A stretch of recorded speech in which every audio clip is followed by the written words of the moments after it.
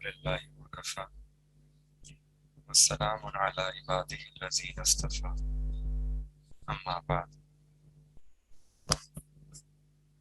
أعوذ بالله من الشيطان الرجيم بسم الله الرحمن الرحيم والذين جاهدوا فينا لنهدينهم سبلنا سبحان ربك رب العزة عما يصفون والسلام على المرسلين والحمد لله رب العالمين اللهم صل على سيدنا محمد وعلى آل سيدنا محمد وبارك وسلم اللهم صل على سيدنا محمد وعلى آل سيدنا محمد وبارك وسلم اللهم صل على سيدنا محمد وعلى آل سيدنا محمد وبارك وسلم.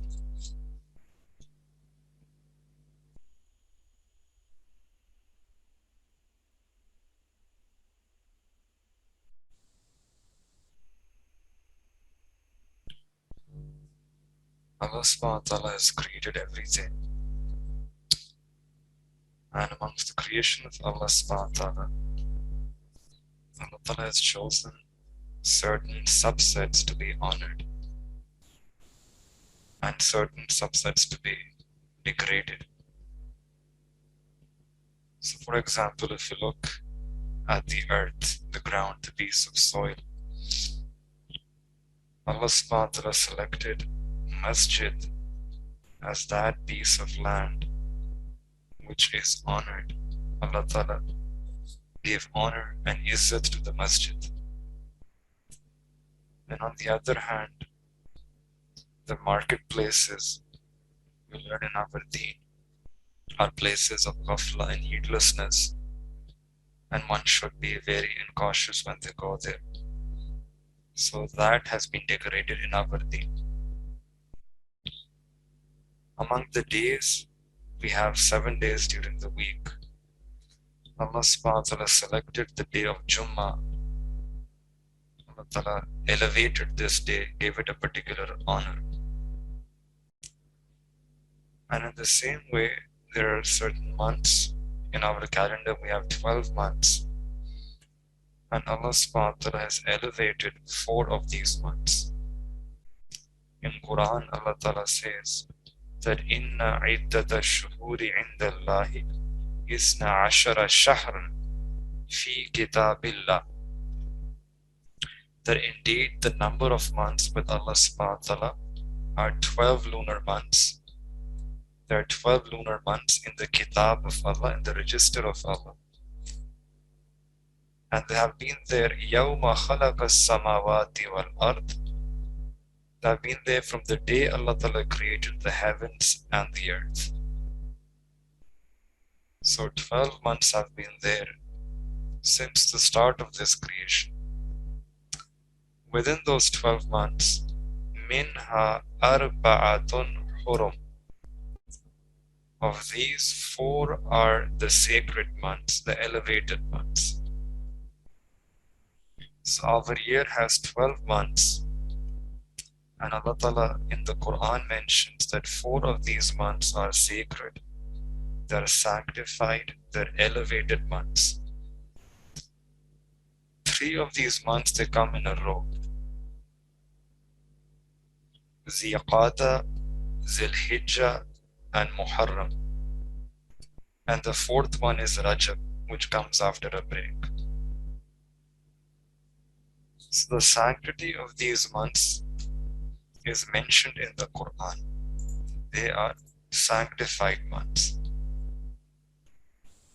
And Allah subhanahu wa ta'ala has chosen these months for Himself. Ibn Qasir rahmatullah alayh, in the commentary of this ayat, he mentioned that these are the sacred months, and one should respect this choice of Allah subhanahu wa ta'ala. So Muharram is one of them, and it's not special simply because Allah ta'ala has chosen it to be. And Interestingly, the sanctity of these 4 months was there even before Islam.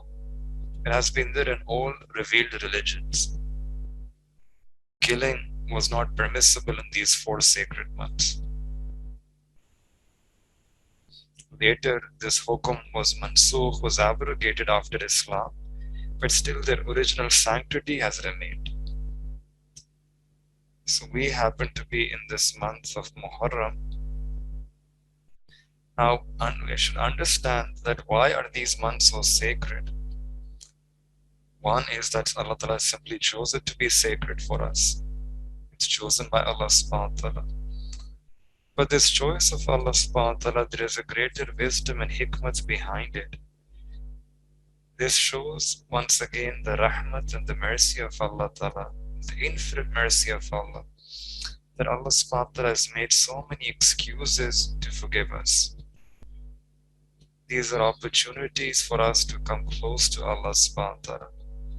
That's why throughout the year Allah subhanahu wa ta'ala chooses certain days, certain months, certain times, certain places, and gives them a special honor. That this day is immense. Do something on this day and you will get a lot. That day is something. Do something on that day and you will be rewarded. This night is immense. Worship on this night and you'll be able to draw close to me. This month is immense. This month is rewarding. Do something in this month and then you'll be able to attain my qurb, my closeness. These are different opportunities, different excuses to bless this ummah of Nabi alayhi salatu wassalam.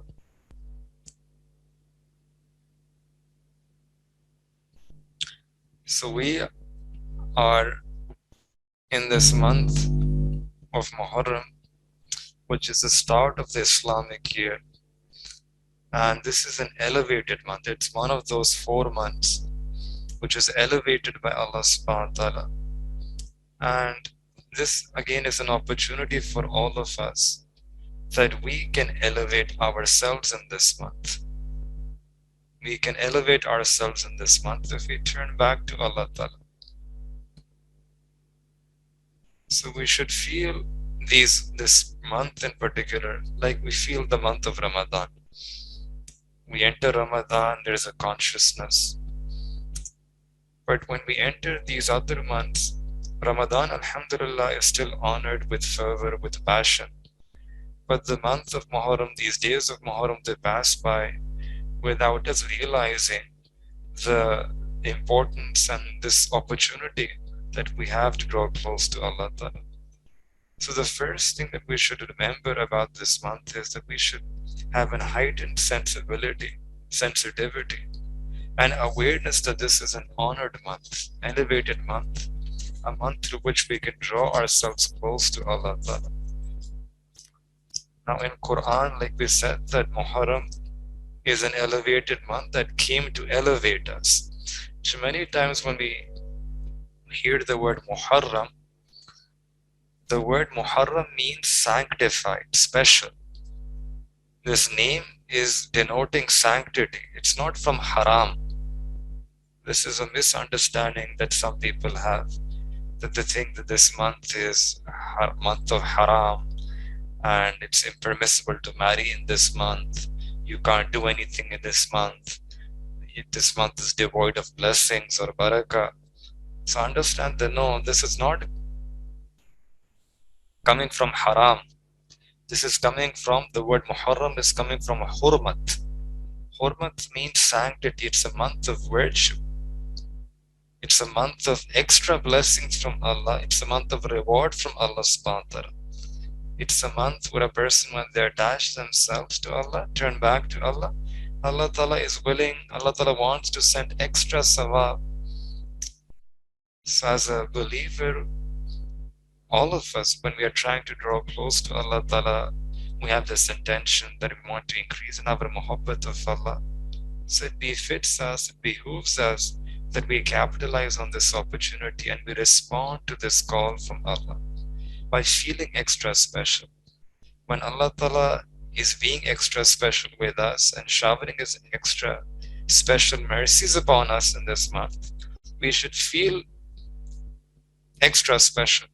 We should feel that consciousness, that awareness, and then we should use that awareness to be more careful in our ibadah, more passionate in our ibadah, to increase in our ibadah the quantity, the quality, to remember Allah Ta'ala more in our ibadah, to remember Allah Ta'ala more throughout this month. In a hadith, the Prophet said that the best of fasting after the month of Ramadan is Allah's month of Muharram. And these words of the Prophet are also very beautiful. They're very beautiful because the Prophet is calling this as the month of Allah Ta'ala. The best fasting after Ramadan is the sacred month of Allah, is the Allah's month of Muharram. So again, this hadith is highlighting the elevation of this month, that this month has this nisbat with Allah Ta'ala. Allah's month. It's the month of Allah Ta'ala. What this means is that it has this relationship with Allah Ta'ala. It's amongst the sha'airullah, amongst the glorious signs and the manifestations of Allah subhanahu wa ta'ala is this month, the month of Allah, which is now again an opportunity that we can discover Allah Ta'ala in this month of Allah. We can increase in our muhabbat of Allah Ta'ala in this month of Allah. We can reach out to Him, we can please Him, we can love Him. You can renew your relationship with Him in this month because this is the month of Allah. You can win over Allah subhanahu wa ta'ala. Maybe for many of us, we were leading lives of ghafla, of sin, of negligence, and we needed something to jumpstart us, something to bring us back. So this is a gift that Allah subhanahu wa ta'ala has given us right at the start of our Islamic calendar. Islamic calendar year, you have this month, the month of Allah, where if you want, we can now go back, renew our taluk with Allah. Because we are ultimately, our identity is that we are ibadullah. We are the servants of Allah Ta'ala. We already have this nisbat. We need to make ourselves true in this nisbat with Allah. And this is an incredible nisbat that Allah Ta'ala is offering to us, incredible gift. Imagine we speak about Baytullah, the house of Allah subhanahu wa ta'ala, Kaaba Sharif. So it's a house, it's just a bayt. But because that bayt has a nisbat with Allah Ta'ala, it's called Baytullah. It elevates that bayt. That Baytullah is now elevated. And Baytullah is now, just by looking at Baytullah, a person can connect to Allah Ta'ala. There's so much barakat and anwarat and blessings that a person gets simply by looking at Baytullah Sharif with muhabbat. And because of this nisbat with Allah Ta'ala, this Baytullah becomes a connector. It connects us to Allah Ta'ala. Similarly, we have Kalamullah, the Kalam of Allah Ta'ala, which is the Quran. That's another. This Quran has a nisbat with Allah Ta'ala. Because of this nisbat with Allah, it's a connector. Whoever reads Quran, who has a taluk with the Quran, has muhabbat for the Quran, this Quran will allow them to have a taluk with Allah Ta'ala, have a nisbat with Allah Ta'ala. Just like that, we have Sayyidina Rasulullah sallallahu alaihi wasallam. Again, Rasulullah. Whoever has muhabbat for the sunnah of Nabi alayhi salatu wasalam, who adorns themselves, beautifies themselves with the sunnah, the zahiri, the batini, the outward, the inward, they revive the sunnah, have love for the sunnah, then because of this, one again, a person can attain a rabata, a connection with Allah subhanahu wa ta'ala, they can draw close to Allah. And just like that, this month is also the month of Allah. Shahrullah. It's a connector that we can, if we worship Allah Ta'ala in this month and we try to draw ourselves close to Allah Ta'ala in this month, then it's very easy. It's very easy to win over Allah, to discover Allah, to attain the rada of Allah, to make tawbah to Allah. Because this is what this month is all about, the month of Allah. So for 11 months of the year, we were in makhluk, ghairullah. We had attached ourselves to ghairullah. Now this is offering us an exit. That if a person has this intention that I want to leave ghairullah, for so long I have been attaching myself to ghairullah, and now I need to make this journey, moving away from ghairullah to Allah, moving away from a life of sin to a life of taqwa, moving away from a life of ghaflat to a life of zikr and the remembrance of Allah, moving away from these false and fake loves in the dunya to this ultimate true muhabbat of Allah subhanahu wa ta'ala. This is what this month is. It enables a person to make that transition. The month of Allah. The lover, they're always looking for things which are loved by their beloved. When there's a relationship of love, the lover is always investigating, trying to find out what are those things which are loved by my beloved. If there is a book, that this book is the book of my beloved, he will start reading that book. If there is a speech of my beloved, he is going to reflect on that speech. This is the month of our beloved. This is the month of Allah subhanahu wa ta'ala. And hence this is a time that we should be lost in thoughts about our beloved Allah subhanahu wa ta'ala. Just like for the remaining 11 months of the year, we are lost in thoughts of ghairullah. So much fikr and concern about dunya, ghairullah, things other than Allah. So if this is the month of Allah, then it befits us that we should spend more time remembering Allah, thinking about Allah, making dua to Allah, worshipping Allah, making tawbah to Allah. In other words, just generally remembering Allah subhanahu wa ta'ala in this month more and more. Try to attain a state where we can forget about the ghairullah for a moment, and we can simply remember Allah ta'ala in our hearts, in our minds. We can be lost in our remembrance of Allah. We can attain a state of fana fillah, to lose ourselves, to enter that zone where we make Allah subhanahu wa ta'ala our maqsood hakiki, our matloob hakiki, our mahboob hakiki. That, Ya Allah, my goal is you and you alone. I want to attain your pleasure. I want to attain your qurb. I want to attain your nearness. Inna salati wa nusuki wa mahyaya wa mamati lillahi rabbil alameen. Allah, my ibadat, my worship, my sacrifice, my life, my death, everything, Allah. The goal is you. Allah, I want you. I need you. You are my goal. You are my beloved. You are my purpose in life. This is what this month is, the month which Allah Ta'ala has chosen for Himself. And that's why Allah Ta'ala has made it easier for all of us that we can come to Him in this month. So then practically, what should we do in these days of Muharram? About 9 or 10 days, 9 days have already passed by, but the majority of the month is still ahead of us. So the number one thing we should do in this month is that we should avoid sins to the best of our abilities. Because in that very same ayat of the Quran, where Allah subhanahu wa ta'ala mentions that there are 12 months and 4 of these are sacred, there Allah ta'ala mentions that ذَلِكَ الدِّينُ الْقَيِّمُ, that this is the correct religion, this is the correct deen, and then immediately فَلَا تُظْلِمُوا فِيهِنَّ أَنفُسَكُمْ. So do not wrong yourselves during these months. Do not wrong yourself in these months. Don't wrong you. We're not supposed to wrong ourselves in any month. We're not supposed to wrong ourselves throughout the year, because sin is a sin.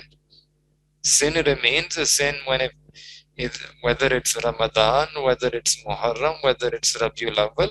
Sin is a sin. The definition doesn't change. It's not dependent on which month we are in. So then what's the meaning of this ayat of the Quran? That don't wrong yourself in these months, these 4 months.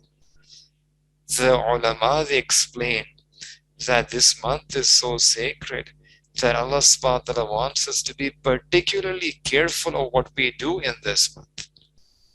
To be particularly, to go the extra step, to be extremely careful and vigilant about what we are doing when we find ourselves in this month of Muharram.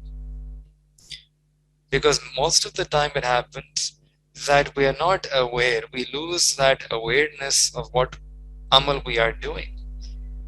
So when we put ourselves in this environment, sometimes when you go to Haram, Makkah Mukarrama or Medina Munawwara in Masjid al-Nabawi, there because of that sacred environment, a person feels more conscious, more aware of what their amal are, what they're doing. And they realize that this is such a sanctified place, I should not be sinning against Allah subhanahu wa ta'ala in any way. So in that same way, just like when a person is in that surrounding, when you're in around Baitullah Sharif, that surrounding has an impact on you. It has weight upon you. In the same way, this month should also have an impact on you. That one should be particularly careful that now we're surrounded by this month of Allah, by the barakat of Allah, by the blessings of Allah. So I should be very careful about not sinning in this month, not wronging myself. Fala tazlimu, that do not wrong yourself. So we have to remove sins. We have to watch over our tongue. We have to control our tongue, not backbite, not hurt other people, hurt the feelings of other people, no slander. Careful about the way we use our tongue. Be careful about the way we use our eyes, not to misdirect our gaze, not to misuse our gaze. Be careful about the way we use our ears, our fingers, our limbs, to be careful about how the thoughts that we are thinking in our mind, not to have degrading thoughts for someone, not to have thoughts about our own superiority, our own arrogant thoughts, not to degrade other people, not to demean others, not to deride and ridicule others, not have suizan, thinking ill about other people.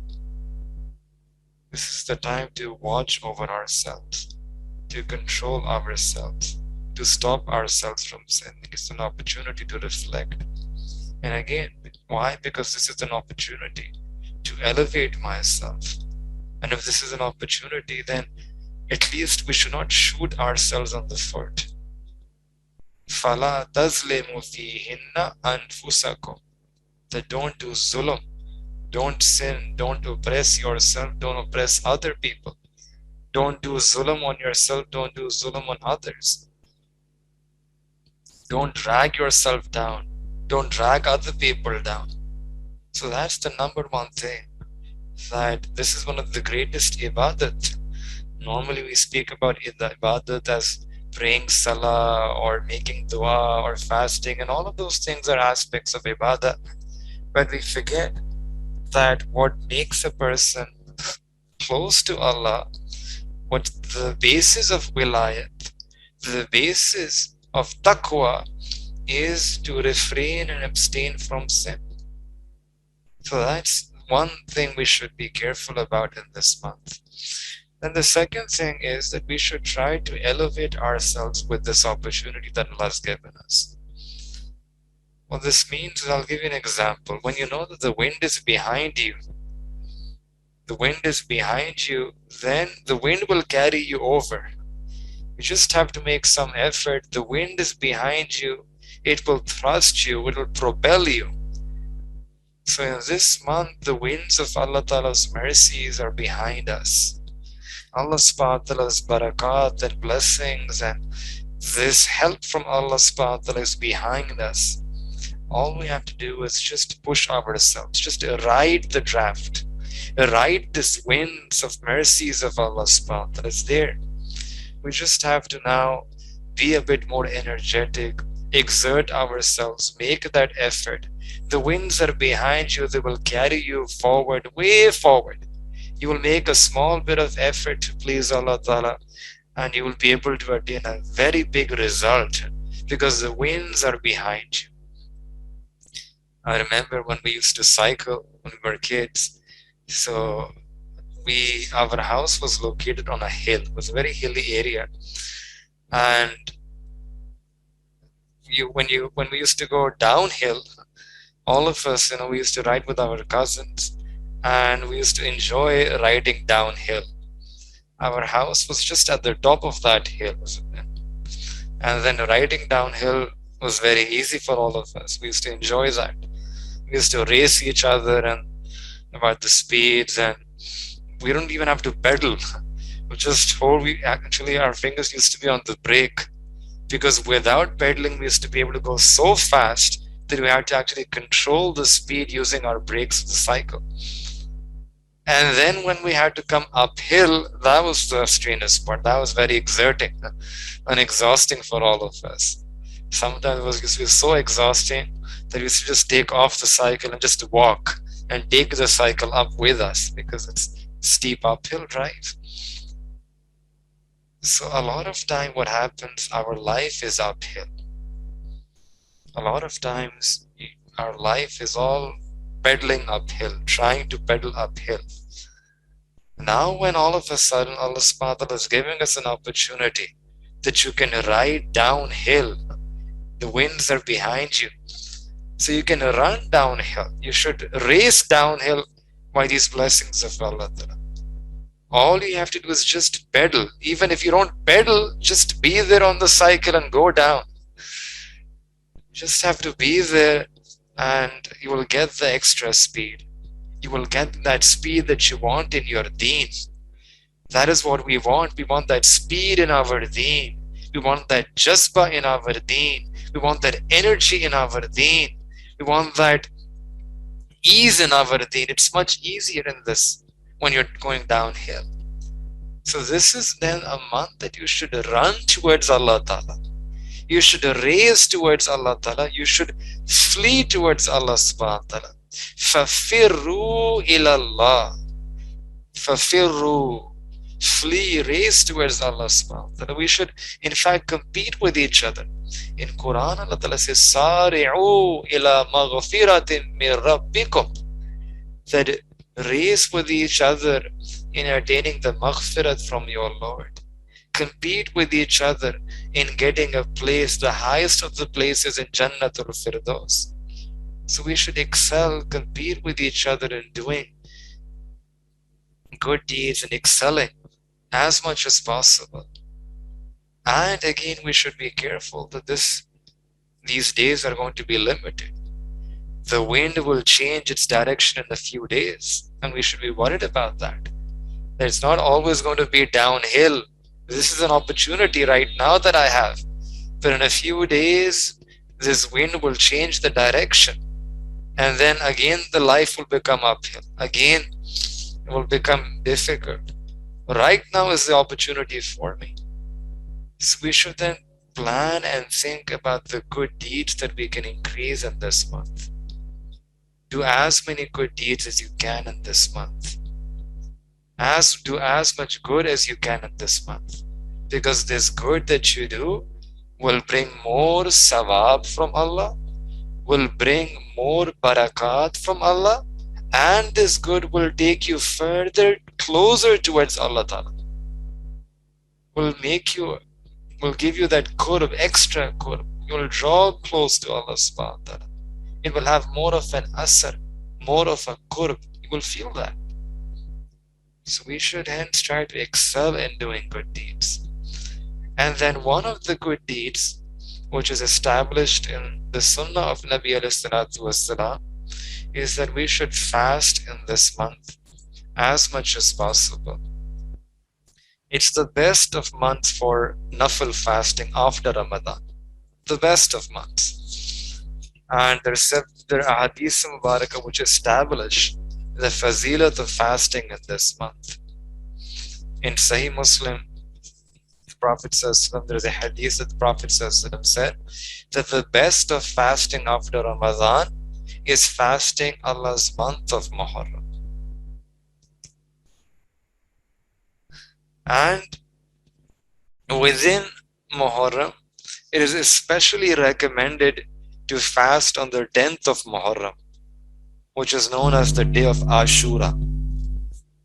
This is an extremely special, which is to fast on the 10th of Muharram.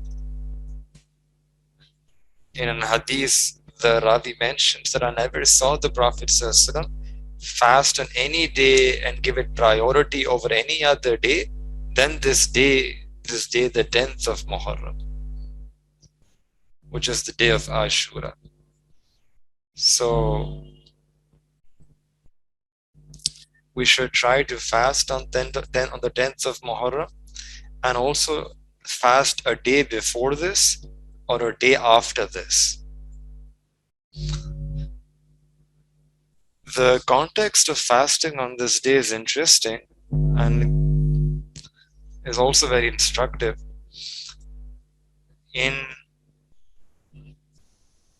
It's mentioned both in Sahih Bukhari Sharif and Sahih Muslim that when the Prophet ﷺ migrated from Makkah Mukarramah to Medina Tayyibah, there was no fasting at that time, in the sense it wasn't obligatory or farz. So when the Hijrat happened and the Sahaba Ikram, they came to Medina Tayyibah. Now in Medina Tayyibah, they saw that the Jews, the people of Kitab, the Jews, they were fasting on the 10th of Muharram. They were venerating that day, honoring that day. So they asked the Jews that what is this day that you are fasting?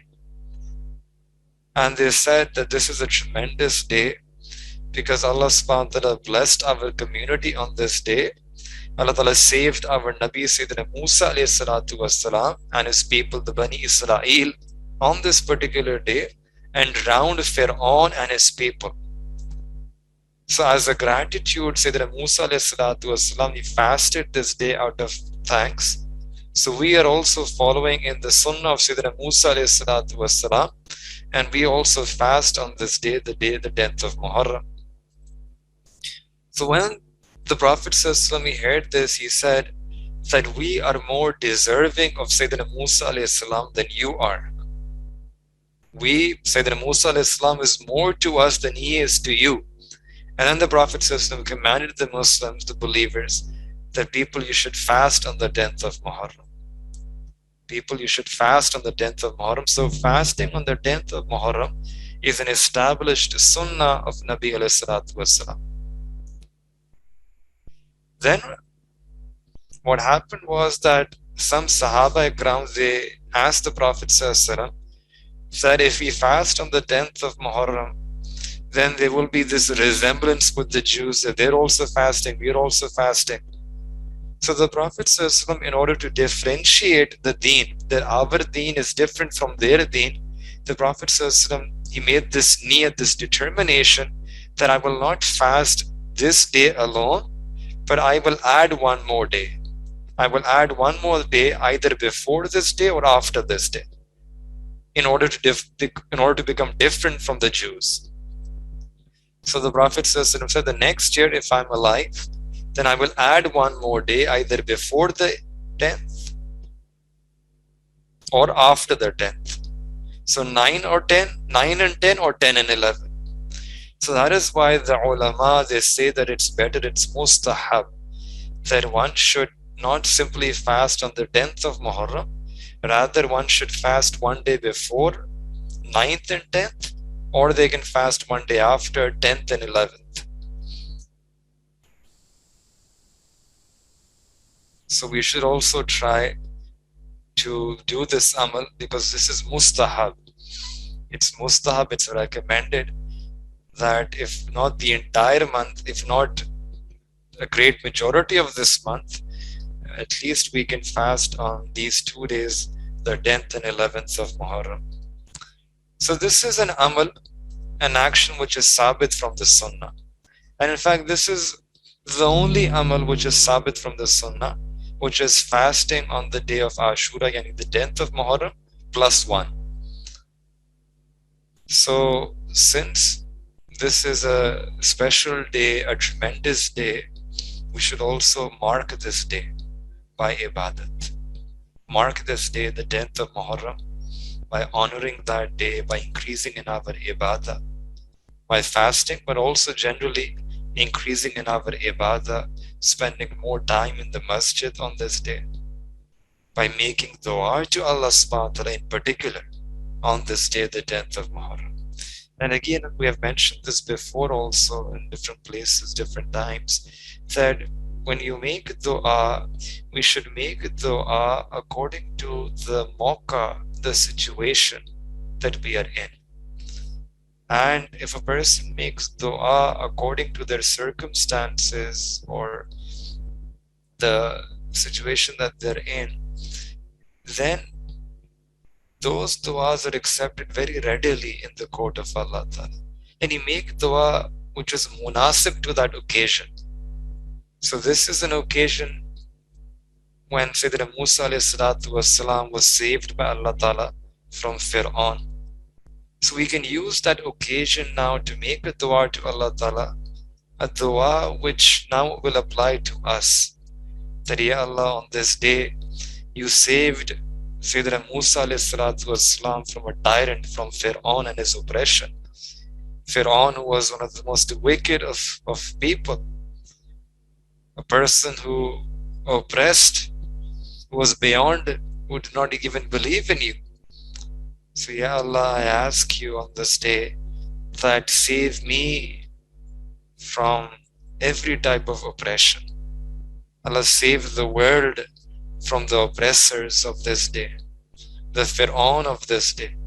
Allah, save the world from those who are oppressing others, from those who are doing zulm on others, from the oppressors who are alive.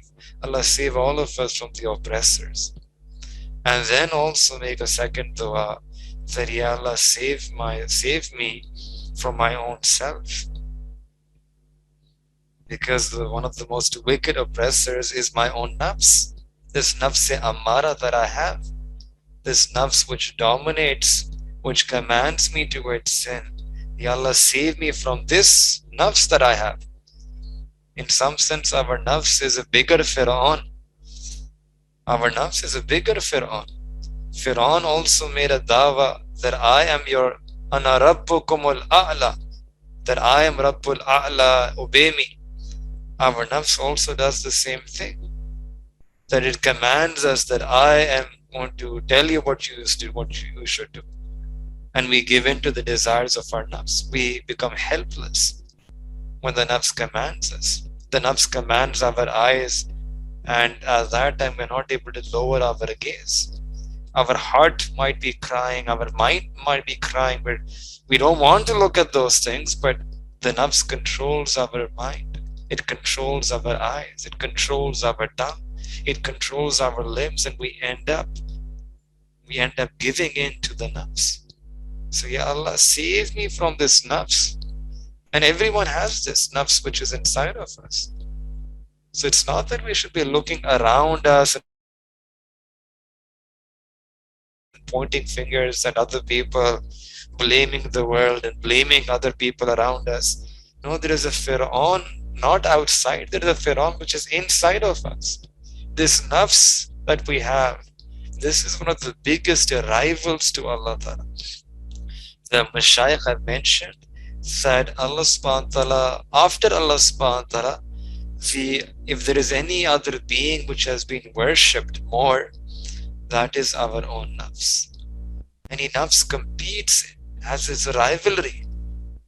It says in Quran, أَفَرَأَيْتَ مَنِ اتَّخَذَ إِلَهَهُ هَوَى, that don't you gaze in an astonishment at that person who has taken their own desires, their own caprice, their own whims as their ilah, as their God.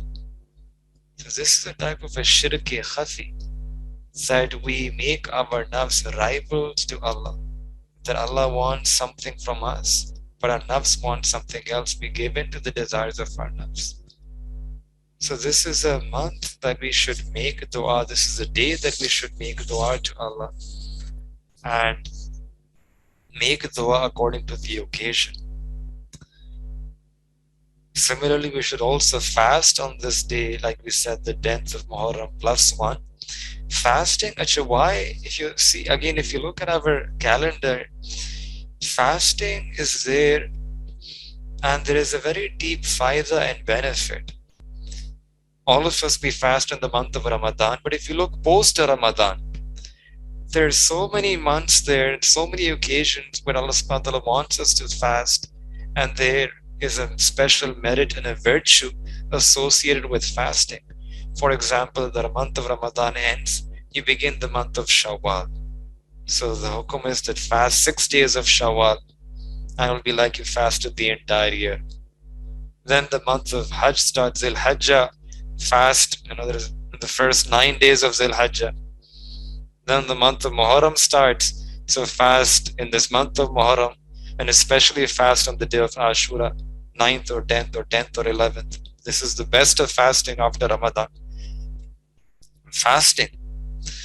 Why is this fasting there? Again, it's there to remind us that we need to connect ourselves to Allah subhanahu wa ta'ala. And a spiritual way to understand fasting is that you should remind yourself of Ramadan. In one sense, fasting is reminding us of Ramadan. And we should use fasting to remind ourselves of Ramadan. That your schedule that you had in Ramadan, when you fast outside of Ramadan, you will be automatically reminded that when it was Ramadan, this is how I used to fast. I used to wake up at this time. You wake up for suhoor. You eat your pre-dawn meal, sehri. Then you have some opportunity to pray tahajjud. You pray your tahajjud. You pray some nawafil. You make some zikr. You make dua to Allah Ta'ala at that time. You seek istighfar. You make tawbah. And then you fast. And while you're fasting, you complete your fast. Meaning you're not just fasting by leaving food and drink. You're fasting with your eyes. You don't misdirect your gaze. You're fasting of the tongue. Fasting of your limbs, fasting of your thoughts. That's what the Kamil fast is. Fasting, that's the purpose of fast, that it protects you from sinning. It protects you from all types of lewd and vulgar activities which otherwise might be there outside, which might be tempting you.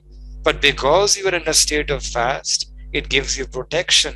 It becomes like a shield for you. So you spend the entire day then not just in a state of ibadat, whether it's 12-hour fast or 14-hour fast, that's consecutively doing ibadat for 14, 16 hours. And normally there was no other time like that, right? That you could say that I was doing ibadat for 14 hours during the day. So fasting gives you, number one, the barakah, the blessings of doing ibadah for 14, 15, 16 hours. And then on top of that, it also helps you from staying away from sins. It offers you that protection. And then finally, when the time for iftar comes, again, you remind yourself of the Ramadan schedule. That you, in the last 5 or 10 minutes, you do ihtimam and you make a dua to Allah subhanahu wa ta'ala. Asking Allah ta'ala to accept your fast and to accept the du'as that you're making at that time. It's a time for the Qubuliyat dua. So you should fast not simply by staying away from food and drink on this day. Rather fast in the proper way, the proper fashion, like you used to do in the month of Ramadan.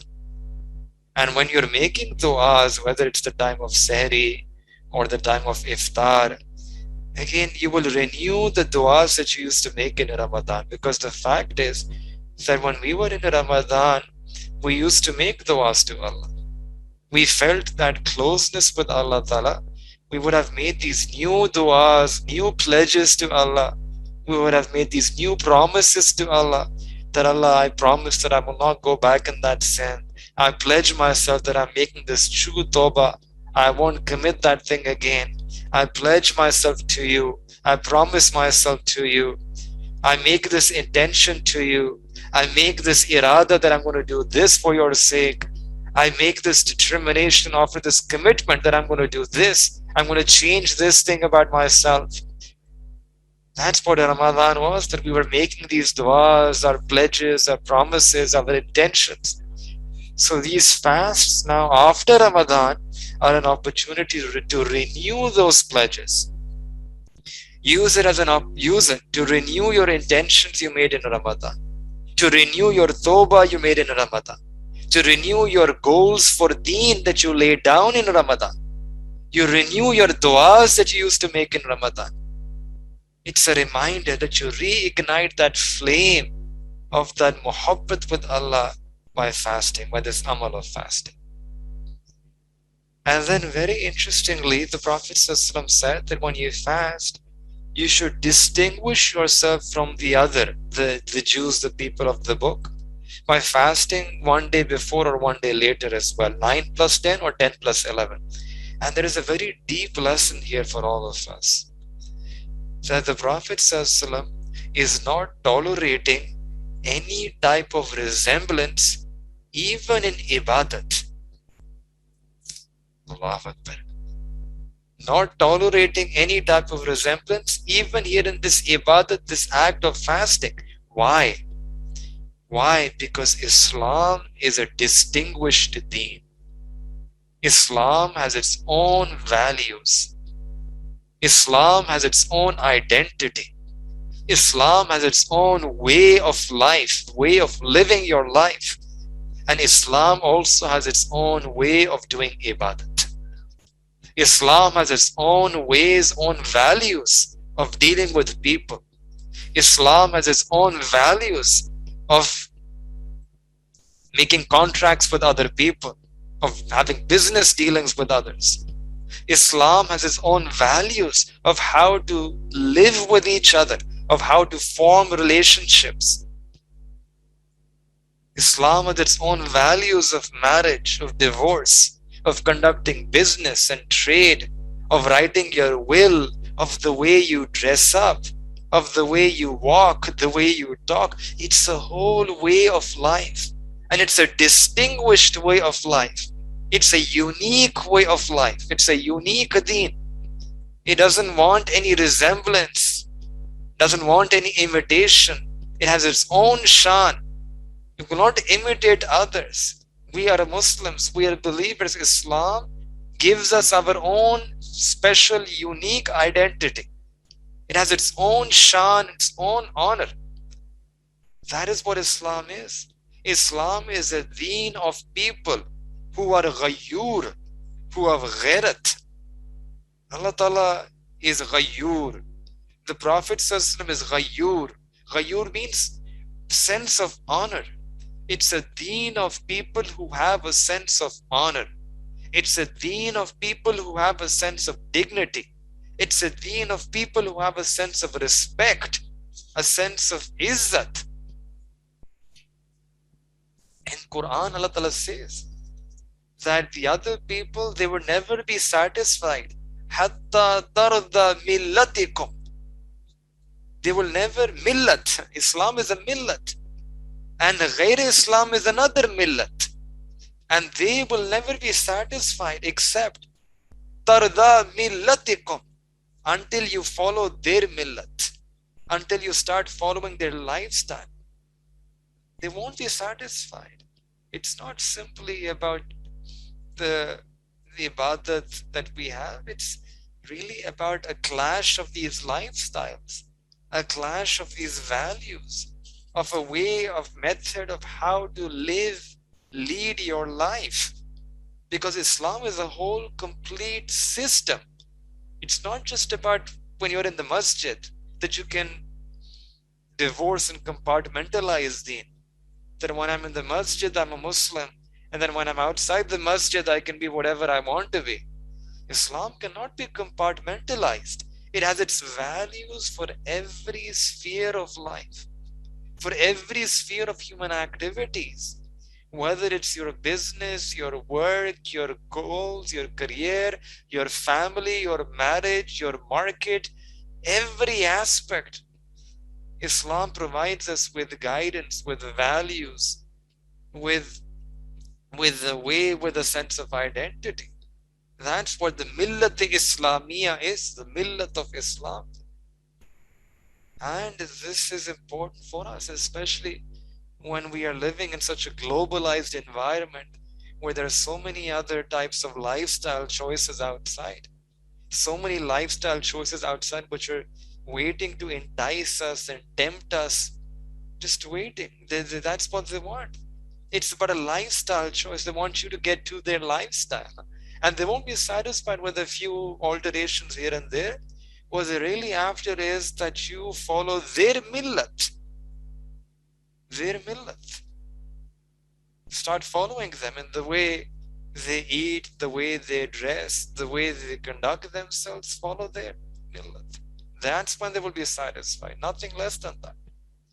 But as believers, as followers of the Ummah of Nabi, as being among the Ummah of Nabi والسلام, the followers of the Sunnah of Nabi والسلام, we need to restore ourselves back to this izzat that our deen gives us. We should be pleased with this izzat that is there in our deen. Raditu billahi rabba wa bil islami dina wa bi Muhammadin sallallahu alayhi wasallam nabiyya. I'm pleased to have Allah Ta'ala as my Lord, pleased to have Islam as my deen, pleased to have the Prophet Muhammad as my messenger.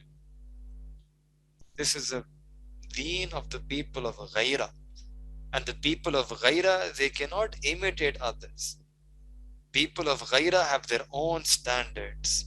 They have their own values about how to live, about how to form a government, about how to live in a society, about how to form a society.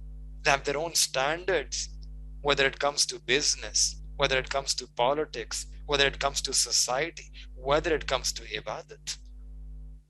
They have their own standards. In a hadith, the Prophet ﷺ said that فَمَنْ تَشَبَّهَ بِقَوْمٍ فَهُوَ مِنْهُمْ, that those who acquire resemblance with a certain group, he is from them. That whoever joins and acquires resemblance with the other groups, with the ghair millat, with not the millat Islamiyah, but other millats which are outside, then fahuwa minhum, he'll be assumed as if he's one of them, not one of us. So the Prophet is teaching us that even in ibadah, don't imitate them. And today, unfortunately, we imitate them even in our sins. Even in our sins. Gambling, casinos, interest, killing, nonsensical killing. There's no haya, losing our haya. Shyness is a sickness. We're imitating their slogans, imitating their values, imitating their lifestyle,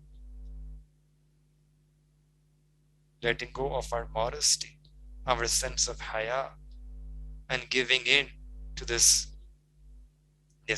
whole culture of lust, lustful desires, and doing whatever your nafs craves and wants you to do. Just give in to your desires. Just do what the nafs is telling you to do. Hedonism. Just the nafs tells us desire something, and you give in to the desire of your nafs. Our deen has a sense of honor. Our deen teaches us honor. Thousands of women can be there. You can recognize a Muslim daughter just by looking at her, just by looking at the sense of haya that she has. Thousands of men can be standing. You can point and identify a Muslim man by looking at the sunnah that he has, the sunnah that is there upon him. The nur of sunnah will shine forth. The haya will tell you that she is a Muslim daughter. The adab will tell you that he is a Muslim man. When they're appealing, you have thousands of businessmen. You can identify a Muslim businessman, that this person is honest. Through his honesty, through his akhlaq, you should be able to identify that this is a person of Islam. You can have thousands of students. You can identify that she and he is a Muslim student by the sense of adab that they have. Our deen has a sense of adab, has a sense of honor. Unfortunately, today we don't see this. We don't see this because we have lost this identity. We are no longer following our deen the way we're supposed to follow our deen. We are imitating others. Namaz, the salah is called out by the muazzin. No one rushes to the masjid. We have to drag ourselves to go to the masjid. We lost that identity. Losing that identity. You open the heart of a Muslim at 10 a.m. in the morning. It's devoid of the remembrance of Allah Ta'ala. You open their heart at 10 p.m. at night. It's empty of the zikr of Allah. It's very little difference between the life, between the heart of an unbeliever. It's also empty and ghafil of Allah Ta'ala. Here the heart of a believer is also empty and ghafil of Allah. Sunnah is our brand. We have left this brand of the Sunnah, chasing other brands. So this is a time when we have to restore ourselves back to this identity, this sense of honor that the Deen of Islam gives us. Then another practical lesson to learn in these days of Muharram is that this month teaches us that you should be able to make sacrifices. It's a month of sacrifice. You have the events that happen in Karbala, the sacrifices of the Sayyidina Hassan radiyallahu ta'ala, Sayyidina Hussain radiyallahu ta'ala, anhuma. These are stories of sacrifice in our deen. And these stories of sacrifice, they go all the way back to the Sahaba. Allah Ta'ala wants sacrifices.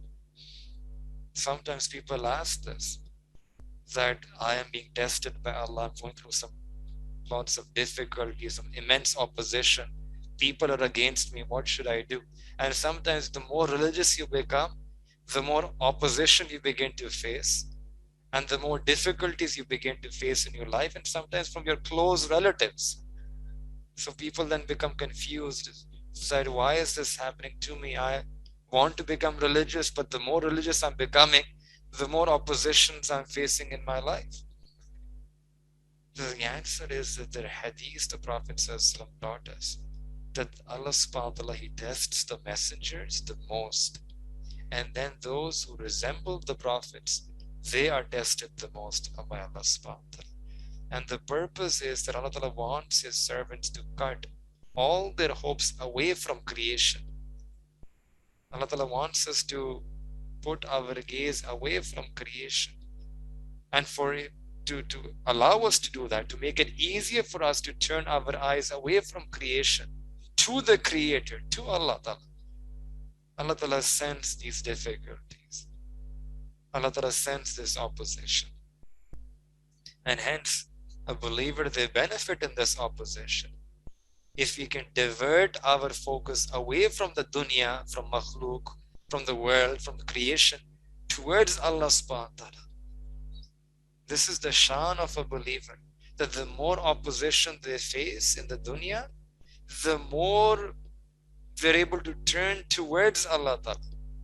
The more reliance they have on Allah, they make Allah ta'ala their be all and end all. That Allah, I only have you and you alone. Allah, my gaze is fixed on you. Allah, I attach myself to you alone. And when a person then turns to Allah subhanahu wa ta'ala, then Allah ta'ala also removes that difficulty. Allah ta'ala increases their ranks.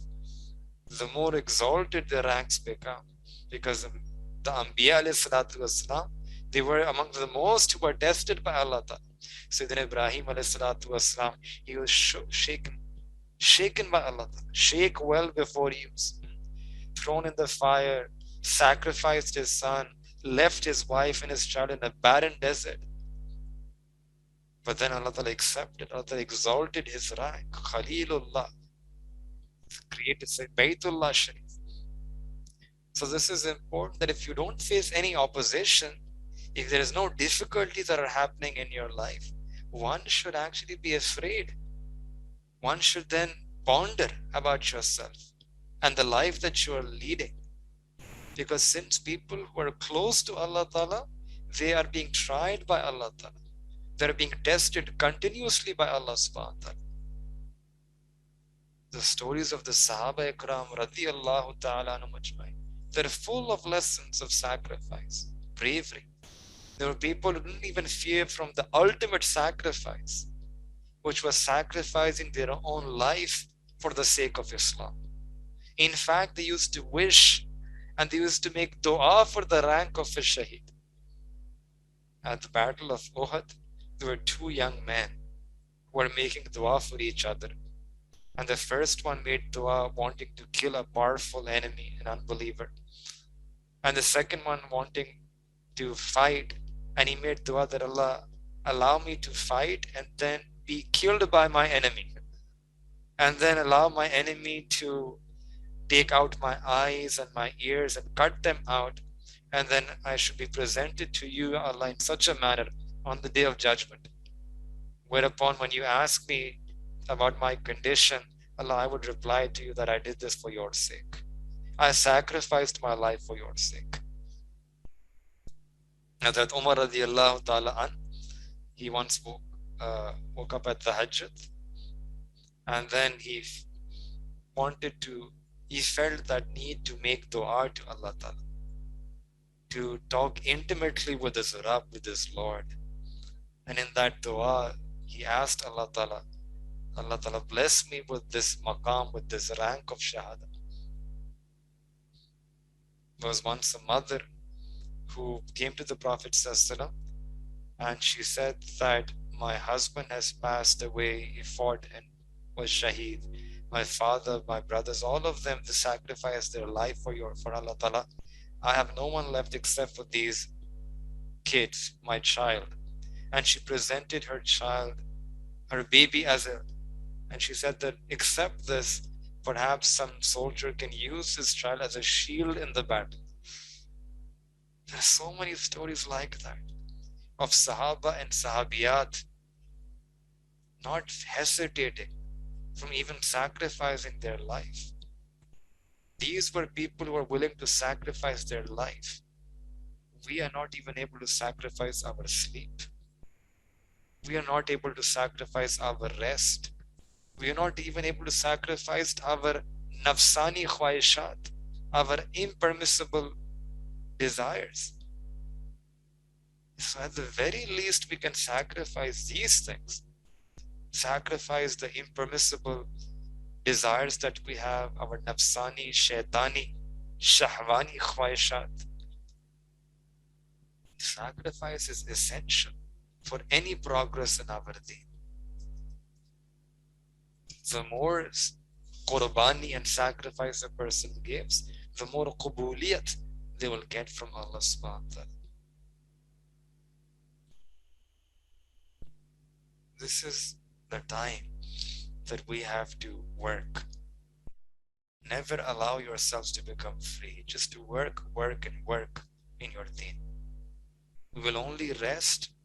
When you rest, rest only with the intention of gaining enough energy to get back to work again. Imam Bukhari rahmatullah, today we read his book Sahih Bukhari. Allah Ta'ala gave it such qubuliyah.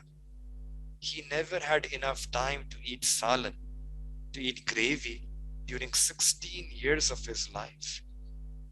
This was their sacrifice. This is a place for work, for amal. It's Darul Amal. Jannat is the place for rest. It's Darul Jaza. This is the dunya, the place of tilling the soil. Make your harvest beautiful and plentiful by exerting yourself in this short period called dunya. Because the reward of the harvest is infinitely times more rewarding than the effort that you're putting in right now. We have to be smart about our choices. We have to be far-sighted. We have to exert ourselves here in this dunya.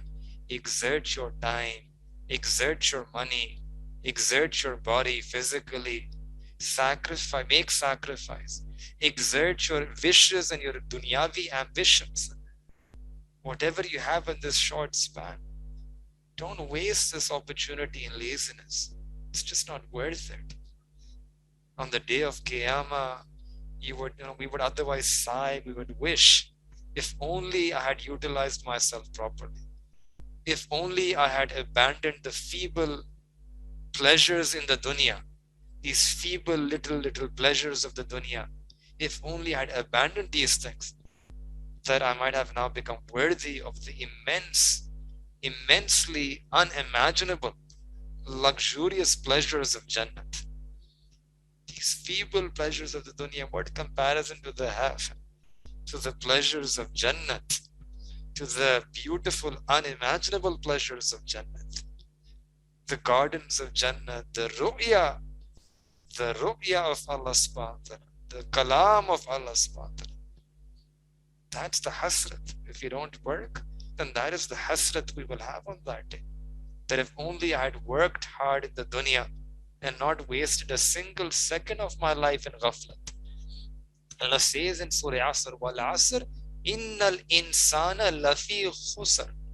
All of insan is in khusr, is in loss, utter, absolute loss, except for those who have iman, wa amilu salihat, and doing amal.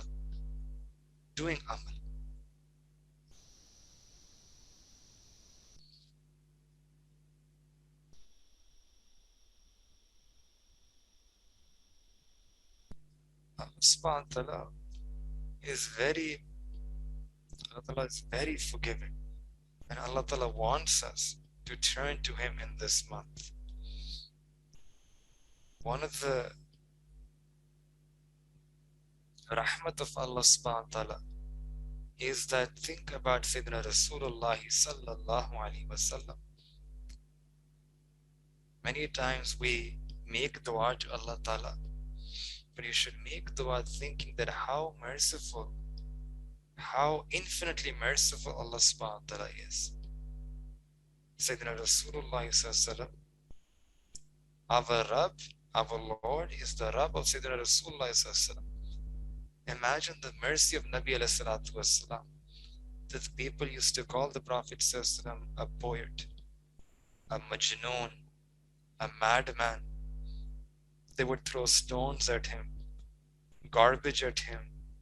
The entrails of camel were thrown upon him while the Prophet ﷺ was in sajda. And yet look at the rahmat of Nabi ﷺ, that he forgave all of them. He forgave all of them. He said that they're ignorant, they know not, and perhaps their offsprings might accept Islam.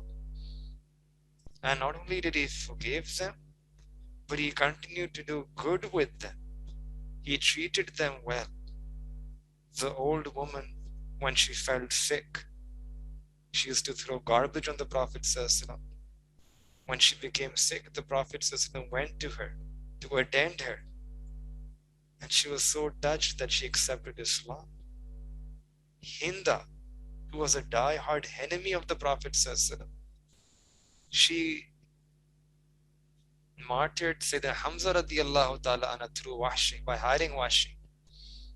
Hinda, she was forgiven by the Prophet ﷺ. That slave who threw the arrow on Sayyidina Hamza radiallahu ta'ala anha, that slave was forgiven. Abu Sufyan was forgiven, and he was honored that whoever enters the house of Abu Sufyan, that person will not be touched. At the time of Hijrat to Medina Munawwara, the belongings of the enemies were kept as an amanat with the Prophet ﷺ. But the Prophet ﷺ showed us what a rahmatul lil alameen would do. What a rahmatul lil alameen would do. That the staunchest, bitterest, taunting, arrogant enemies, they were forgiven. And no revenge was taken for all of the sufferings that the Prophet ﷺ and the Sahaba Ikram had to go through.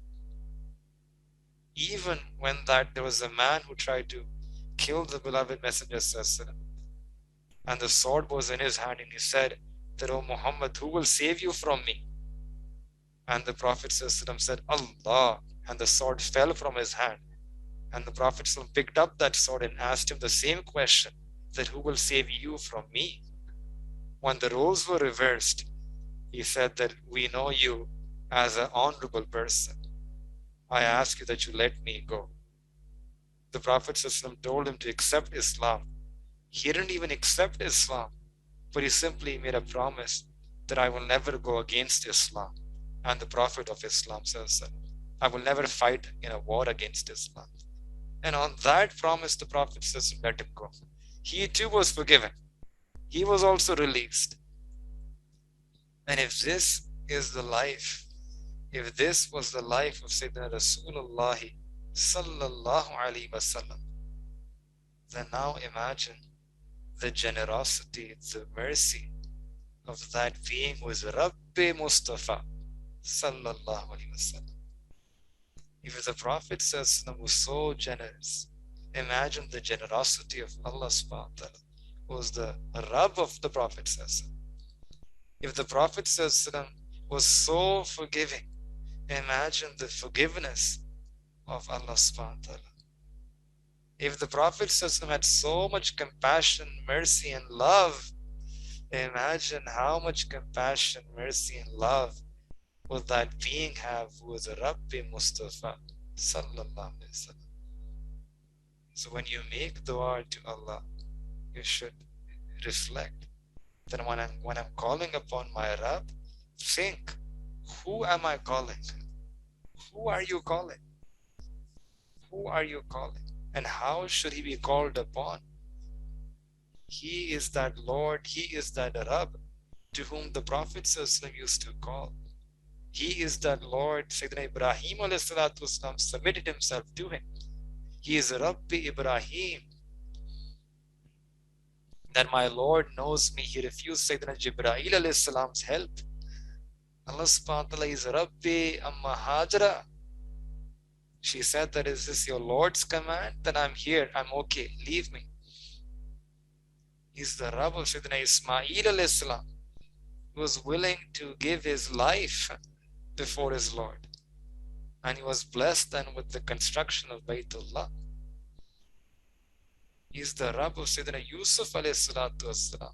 What incredibly created, of incredible beauty.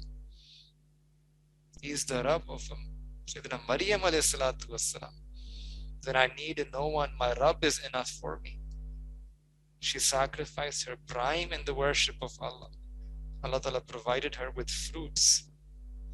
She said, don't touch me. Such taqwa, such piety, such haya. Allah Ta'ala gave this miraculous birth of Sayyidina Isa alayhi salatu wassalam.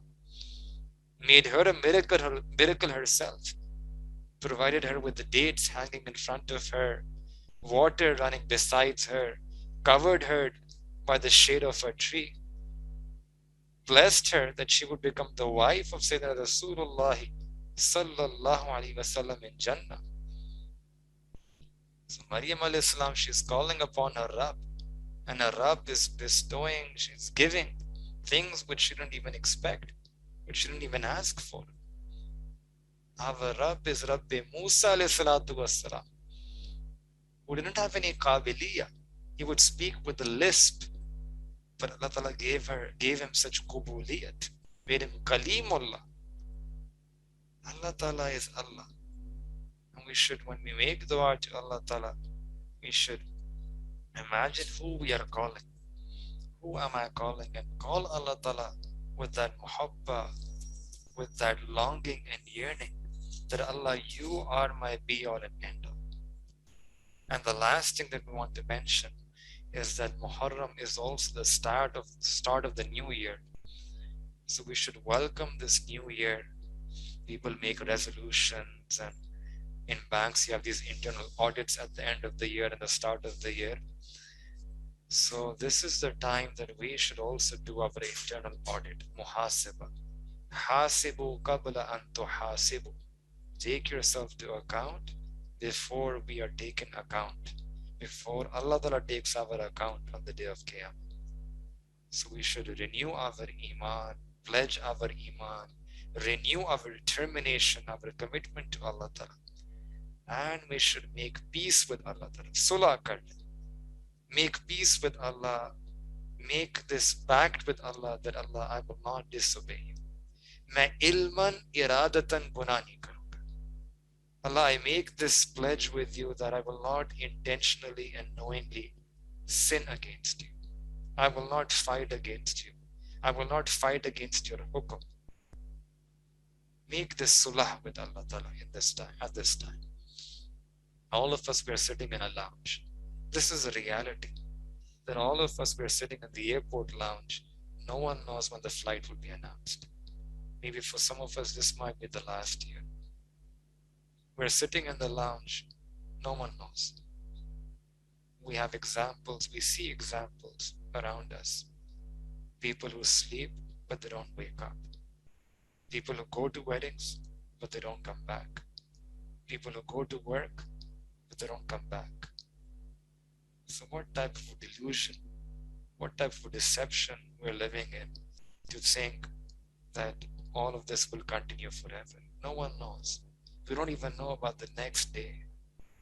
Sayyidina Umar radiallahu ta'ala an, he would say that when there is morning, I don't know if I will see evening. And when there is evening, I don't know if I will see morning. These are not just words and alfaz. This was their haqiqat, their reality. This was the kayfiyat of Sayyidina Rasulullah sallallahu alaihi wasallam. The Prophet said, Wallahi, when I say salam on one side, my halat is that I don't know if I'll be able to say salam on the other side. This is life. And 1 year has passed by. 1 year has left us. Now, isn't it good that we erase our past life through tawbah and start a new life of taqwa and ibadah? This is what we need to do. Erase our previous life. In a hadith, the Prophet ﷺ said, At-ta'ibu min al-dhambi kaman la zamba lahu. That a person who makes tawbah is like that person who has never ever sinned in their life. So the best way to welcome this new year is tawbah. To wipe, it's to use tawbah, this big eraser that Allah has given us, to erase all the past records of ghaflat and sin. Make true tawbah. If you make true tawbah, it'll be like a person is newly born. A new year will then become a new life. Tawbah can give us a new life, a pure life, a life which is pleasing to Allah Ta'ala. So we should make tawbah, that Allah, whatever shortcomings I have had in the past, I hurt other people, I wronged myself, I wronged others, I didn't fulfill the rights and responsibilities of other people. All of them I have to mend my ties with other people for the sake of Allah. If you keep Allah Ta'ala out, then you will find it very difficult to do well, to treat other people well, to mend ties with other people. But you should do this for the sake of Allah, then you will feel happy. We should start afresh, a new life, because we don't know if we'll get to see the new moon of next year. And the person who gets this fikr, this concern, this worry, that I don't know if I have life remaining in the future or not. Anyone who gets this worry that I don't know about my future, how much life I have, then Allah subhanahu wa ta'ala will grant that person. Immediately Allah Ta'ala gives 3 gifts to that person. 3 gifts. First, Allah subhanahu wa ta'ala will give that person the tawfiq to make true tawbah.